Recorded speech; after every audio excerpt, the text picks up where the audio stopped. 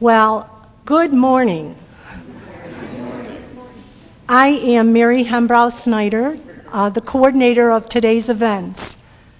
At this time, it's my pleasure to introduce to you Dr. Thomas J. Gamble, president of Mercyhurst University.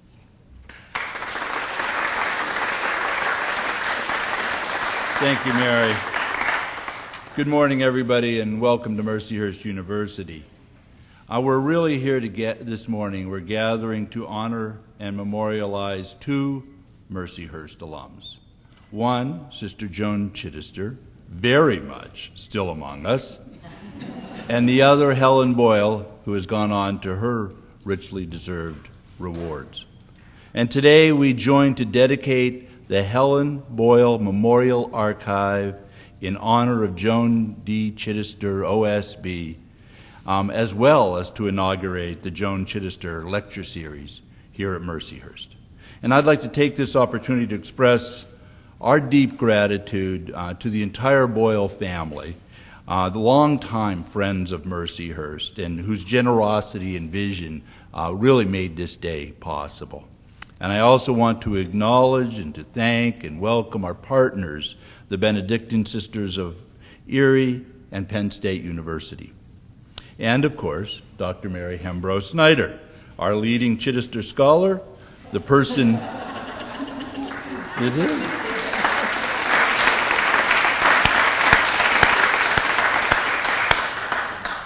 And the person who led this process from its rather inchoate and maybe it's not even rather inchoate, it's inchoate beginnings to a most excellent fruition. So to you, Mary, and to your archive committee for your thoughtful and creative and diligent work over the past year and a half to bring us to this glorious day in this beautiful room, thank you. Born a decade after the Sisters of Mercy built and opened Mercyhurst College, Sister Joan completed her undergraduate studies at Mercyhurst.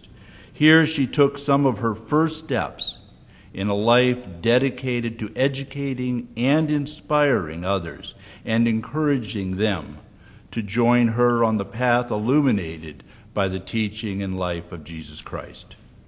Over the years, she has advocated for women in the church and in society, for human rights, for peace and justice in the area of war and poverty, and for religious life and spirituality. Her partner in a lot of this, of course, was Helen Boyle. And I'd like to believe that her Mercyhurst education and Helen's Mercyhurst education, grounded as it has always been and will always be in the liberal arts and in the Catholic intellectual tradition, helped set them on the course that led to where we are today.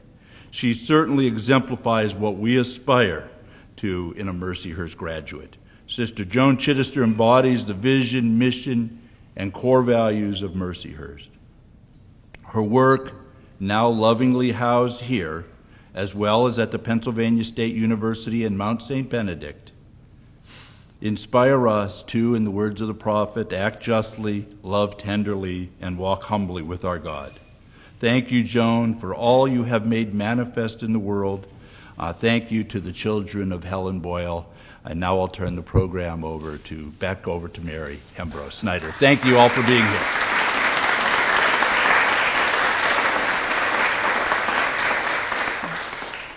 Thank you, Dr. Gamble. If ever there was a carpe diem moment at Mercyhurst University, this is surely it. Thanks in no small measure, as Dr. Gamble stated, to the family of Helen Boyle, Patrick, John, Meg, Mary, Peter, and Mike. Today is a reality because of their great generosity and desire to honor their mother and Sister Joan. We also acknowledge the role of the Sisters of Mercy, who provided Helen Boyle and Sister Joan with a rich liberal arts education that bore fruit for both the world and the church in profound and unanticipated ways.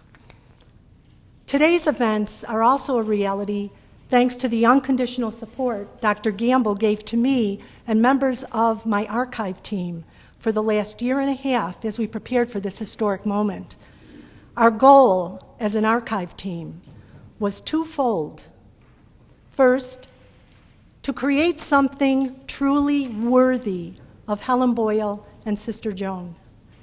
And second, to be faithful to the Benedictine aesthetic, a kind of sacred simplicity that both uplifts and inspires. The archive team members are Benedictine Sisters Susan Dubé and Ann McCarthy, Kathy Wiedenberner, Chair of the Department of Interior Design, Jeanette Britt, our Chief Information Officer, Judy Allison, Graphic Artist with Bennett Vision, Sheila Kuhn, Director of External Affairs, Bethany Brunn, my Administrative Assistant. Their unflagging commitment to this project, along with their remarkable creativity and collegiality, deserve infinite praise. Thanks are also due to Sharon Sisko, our dedicated events coordinator, Dan Barraclough, who so skillfully hanged all the cabinetry and those 56 photos. Sister Susan Dubé and Judy Allison painstakingly framed every one of them. I also want to thank our Public and Media Relations Department, especially Deb Morton and Sue Corbin, along with very helpful periodic consultants, Sue Johnson, our Director of Administrative Services, Jackie Esposito from Penn State University, where she is the archivist, my colleague Dr. Alice Edwards, and Mary Gamble. It was Mary Gamble who suggested we display several of Brother Thomas's ceramic pieces, which he bequeathed to Mercyhurst University. They now rest in that corner cabinet. Sister Joan is the one who invited Brother Thomas to take up residence in Erie. Her writing can be found in many books about him and his artistic vision. Mercyhurst also thanks Dr. Timothy Pyatt, head of the Special Collections Library at Penn State. He is the person who first proposed the three-way partnership between Penn State, Mercyhurst, and the Benedictine Sisters of Erie. Now, John and Mig Boyle would like to say a few words. Thank you.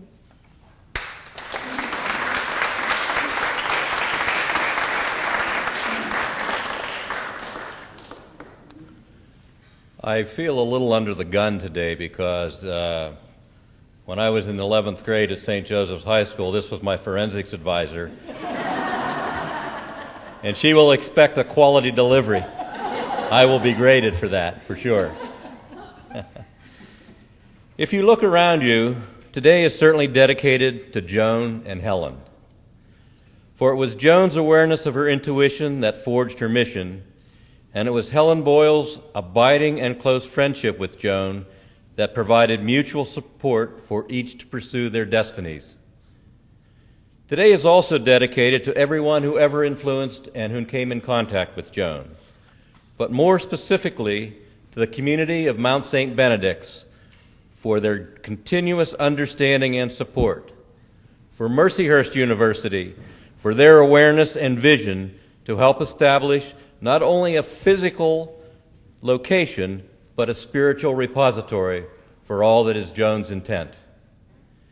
And also to Penn State University for their archival expertise and physical stewardship of all the archival materials. Additionally, this dedication is for my brothers and sisters and for everybody at the Boyle family at large, without whose financial and moral support this would not happen. But today is really dedicated to the people who are not even here, for it is the students, the scholars, and those that are simply intellectually or spiritually curious that will keep this a living, breathing entity for years to come. Thank you. A+. Meg? And now my sister Meg has a remark.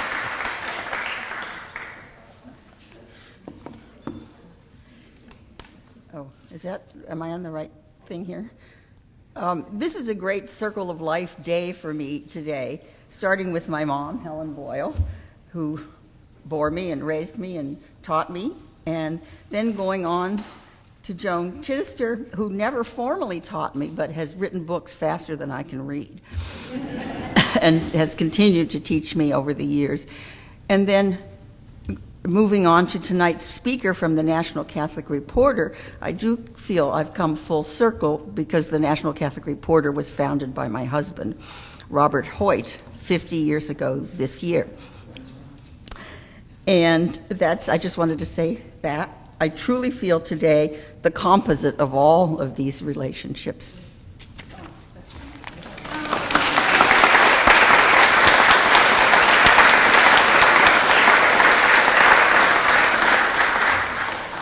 Thank you, Meg. Thank you, John. And now, Jackie Esposito, archivist at Penn State University, will say a few words.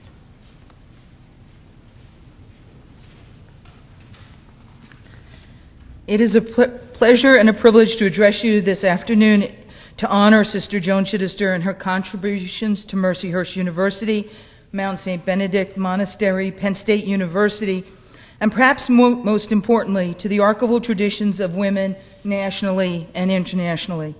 Sister Joan has made numerous bold and courageous choices over the course of her life, each choice bracketed by challenges and obstacles to be overcome. She has faced head-on many battles over which she emerged victorious, but perhaps no action of Joan's was quite as courageous or forward-thinking as consciously and deliberately establishing research centers that document her activities as a writer, a social scientist, a theologian, and as a woman. This seemingly fearless act defies tradition and patterns of historical knowledge development. For hundreds of years, history ignored or deliberately censored the role of women and their contributions to society.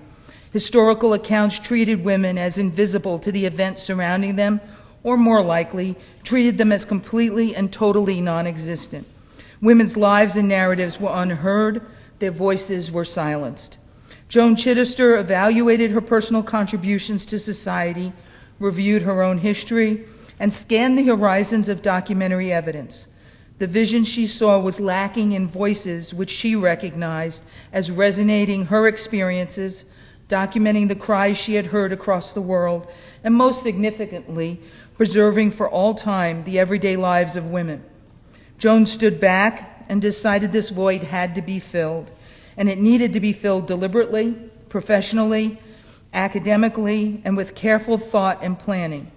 Joan's desire to change the landscape of history, archival services, and personal documentation has resulted in the treasures we celebrate today. By creating research centers at the Mount, Mercyhurst, and Penn State, Joan Chittister has challenged the historical record to explain the narratives she has witnessed, to listen to the voices she has heard, to validate experiences of women across 5 continents, and to honestly acknowledge that these women represent realities that must be recognized, cherished, and valued in a manner no less important than the great words of the great men vaulted in archives, museums, and libraries internationally. At an archival conference held here in Erie last year, Joan entreated the attendees to value the vocation by recognizing that, quote, "it is a matter of going where our talents, our interests, our excitement, our gifts, our skills lure us and lead us, rather than struggling to go where prestige or status or power or money are our only real goals. Without archival collections documenting the lives of women, there are no role models to follow, no leaders to emulate, no seers to open our eyes to what is possible, no traditions to follow." The Joan Chittister Research Center at Mount St. Benedict Monastery establishes for visitors a place of peace and comfort to follow the footsteps of a woman who served as, quote, "good, holy, and devoted life within the ministry of God and in a sense of religion." The Helen Boyle Mercyhurst University Center establishes a sanctuary for undergraduate students to explore their own personal futures by questioning the various trends of time, recognizing social change and the engines that drove it, defining sweeping transformations, and acknowledging epical undertakings for their soundness. Penn State University's Joan Chittister Collection establishes a formal repository for the various formats and creations documenting Joan's long and distinguished career.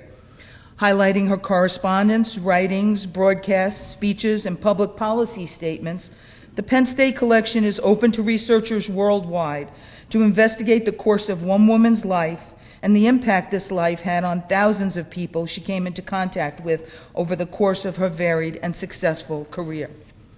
As Joan has stated, quote, "Without archivists, a society loses its history. Whole peoples are made invisible. The world ignores the richness of difference, the lessons of social change, the paths that were tried and failed, the paths that were trodden over, the paths that were never tried at all, and great ideas are lost to cobwebs of time.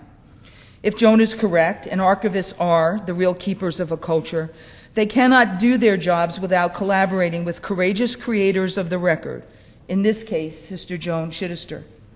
So I ask each of you here today to contemplate two archival realities. The first is positioned solidly in the decision of Sister Joan to preserve her heritage, to document her activities, to recognize that voices need to be heard and narratives need to be shared.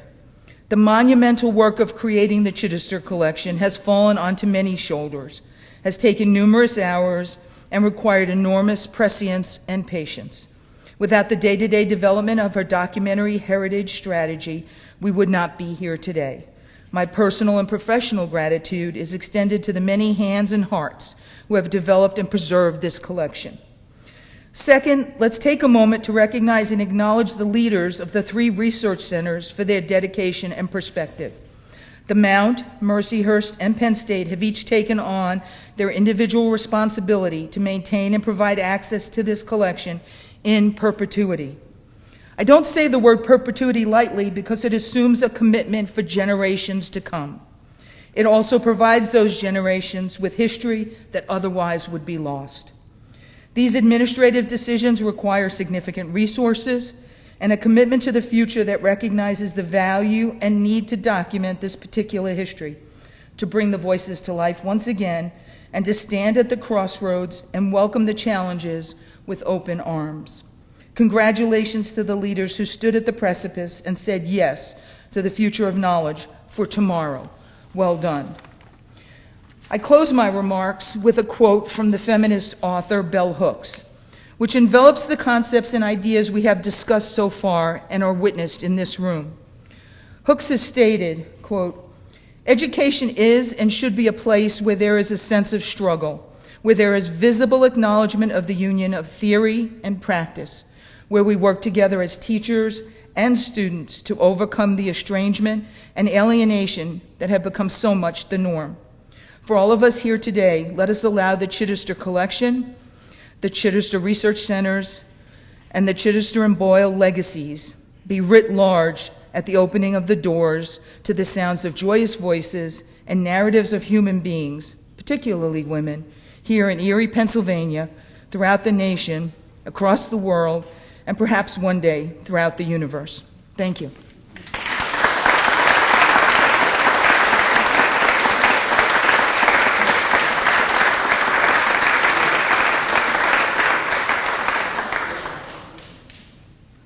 Thank you, Jackie Esposito, for your powerful and beautiful reflections and for reminding us why we are all here today. Now, I have to say a little, excuse me. Now, the woman being honored today will give us a few words.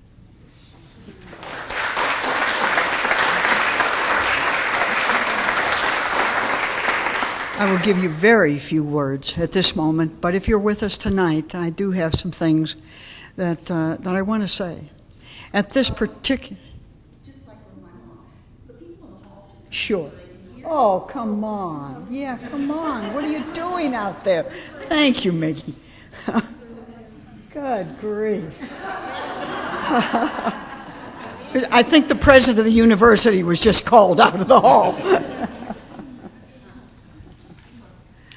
My words at this moment come out of too full of heart to say too much, But I will tell you, Paul Wagner asked me a question, and I answered it for the first time. He said, what does this mean to you today?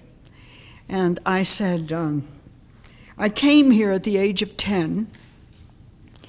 I began to understand how tight a society Erie, Pennsylvania was. And I never had the temerity, therefore, to call myself an Erieite for about 60 years. I'm not sure I use the adjective yet. I certainly was not one of the founding families, and I was not one of the people who welcomed me in. But I love this city. This city, both naturally, in terms of its natural environment and its social environment, brought something out of me that the place I had come from after World War II, with its coal dust and cement everywhere, could not touch this child's heart. My mother and dad came here looking for a place after World War II, and they went. We had been to several cities looking for places to live, and we were here in Erie, Pennsylvania, about 8 days. And I announced to them one night, I know where we should live. And my mother said, well, where do you think that is? And I said, I want to live in Erie. I want to live here. And she said to me, Joan, it's been 8 days. We have a lot of thinking to do about this. So I don't think you should make up your mind that quickly. I said, well, I won't be able to change it. And she said, why not? How can you possibly be so sure this is the city you want to live in? And I said, because there are trees on the streets. It was beautiful. It was natural. It was gorgeous. And I remember following the concerts around the parks. I remember those? We had them Tuesday nights and Thursday nights. And I went from park to park every week just to sit in the grass and listen to them play. This is a great place. So when Paul said, what does this mean? I said, it means that a city I love deeply is trying to love me back. Thank you.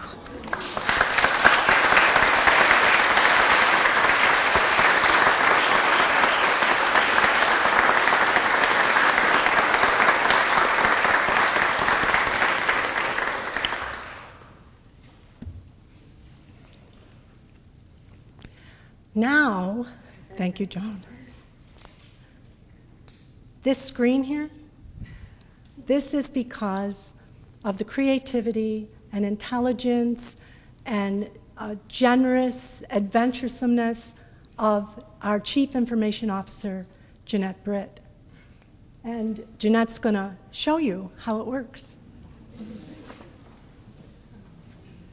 Thank you, Mary. That's quite an introduction.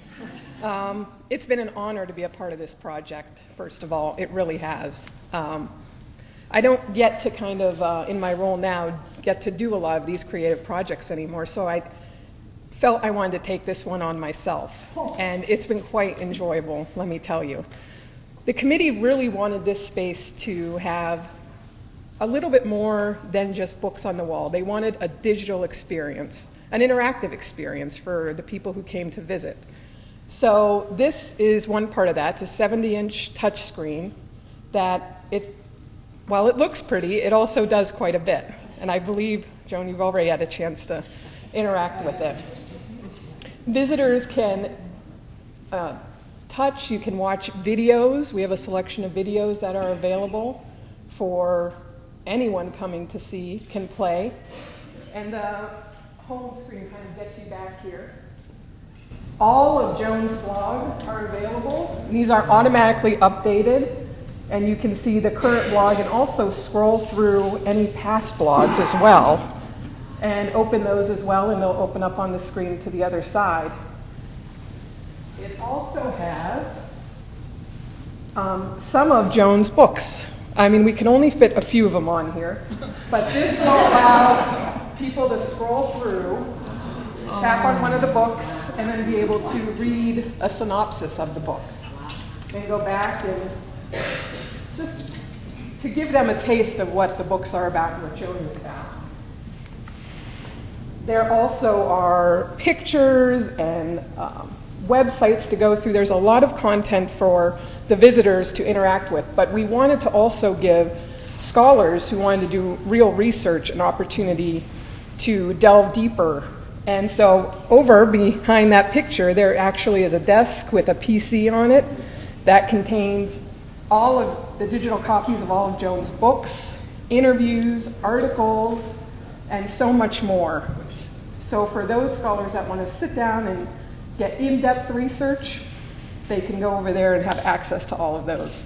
But for those who might not be familiar with Joan, I know it's hard to believe that there are, but for students walking through, we believe this screen really gives them an opportunity to stop and learn about your legacy, which has been so exciting for me to learn as well. So we hope that after... Do some more? Do some more. Do some more. We also have all of these pictures. Some of them are on the wall back there, but you can also scroll through, open up, and see, I didn't pick that one on purpose. It was random. But you can go back, and it's really a fun experience. That's a great picture. That's a great picture. Sister Mary. Exactly. There you are, kids. I think it's a great way for everyone to learn about your life and legacy. Oh, it's and also the websites. So you can connect to any of the websites that are associated with Joan and scroll through those as well, and you can zoom in, or if you have palm reading. But all of this is updated daily, I believe. So that's updated daily, so you can go through and read that. And I think it's a really fun way for students. And I should note that the images in the center are quotes by Sister Joan, and the photographs are by the sisters and friends of the sisters from the calendars. So the annual calendars. And we'll update these, on a regular basis. So come back often and visit, and you'll see different content on here. We'll take what's, it's more in depth on there, but we'll continue to keep this up to date and fresh, so visitors can continue to kind of see what's new on the big screen. So hopefully after the program is done, you have an opportunity to come up, play around with it, or come back another day, and we'll be happy to have you. Thank you. Thank you very much.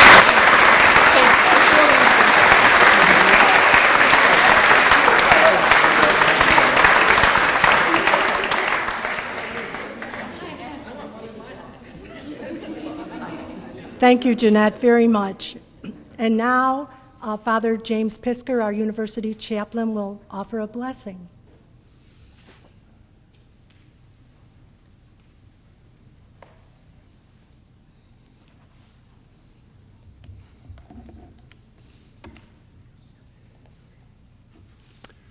Let us pray.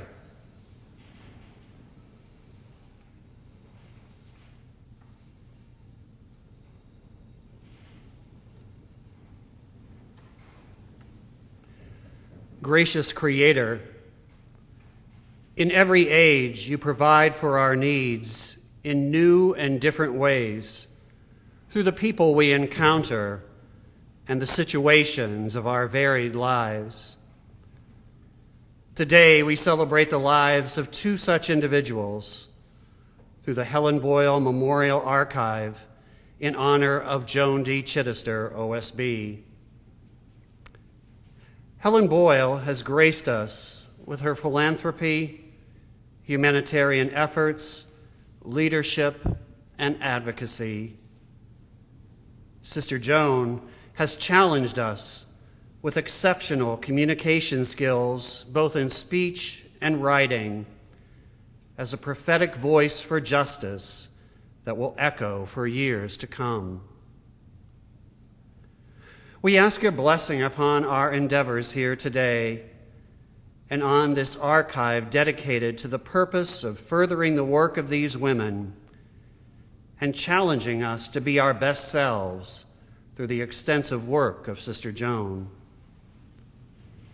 May this archive provide for all women and men of goodwill the opportunity to further their understanding and wisdom, to challenge their complacency, and to incite a passion for change and growth in their lives and in their world.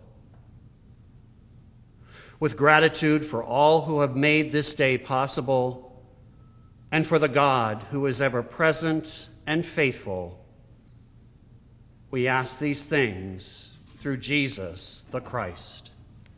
Amen.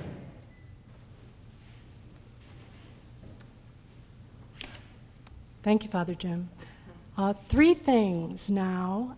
We are going to go to lunch over in Mercyhurst Hall, and we have ambassadors and other people who will help you get here.